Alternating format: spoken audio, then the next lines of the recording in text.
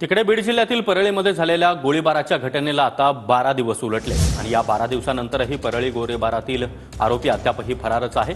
शरद पवार गटाचे नेते बबन गीते यांच्यावर 302 प्रमाणे गुन्हा दाखल करण्यात आला।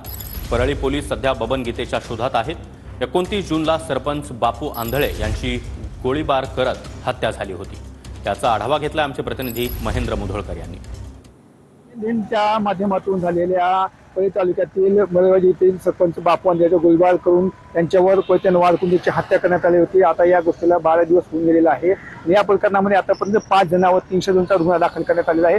मात्र आतापर्यंत पाहू शकता की या प्रकरणामध्ये 12 दिवस उलटून गेले प्रकरणातील आरोपी मात्र फरार आहे। परळी तालुक्यातील मळेवाडी गोळीबार प्रकरणात बापू सरपंचाचा गोळीबार करण्यात आलेला होता। मात्र या प्रकरणात आता 12 दिवस होऊन गेलेले आहे। मात्र आरोपी फरार आहेत। यामध्ये पवार गटाचे नेते बबन गीते यांच्या प्रकरणात मुख्य समावेश असून तेथील 5 आरोपीवर 303चा गुन्हा दाखल करण्यात आलेला आहे। मात्र या प्रकरणी पोलिसांनी 2 पथके नेमण्यात आली आहेत। एलसीबीचं एक पथक आहे व शहर पोलीस स्टेशनचे एक पथक आहे। आरोपीच्या मार्गावर 12 दिवस उलटे माशाने देखील या आरोपींना शोध घेतला नसल्याने पोलिसांच्या तपासात पोलिसांची उपस्थित झालेला आहे। 29 जून रोजी सरपंच बापू आंधळे यांच्यावर गोळीबार करून त्याच्यावर गोळीबार करण्यात आली, त्याची हत्या करण्यात आली होती। या गोष्टीला 12 दिवस उलटून गेलेले मात्र अजूनही आरोपी फरारच आहेत। कॅमेरा पर्सन प्रकाश मागवायचं मी संभाजी मुंडे, मराठी, परळी, बीड।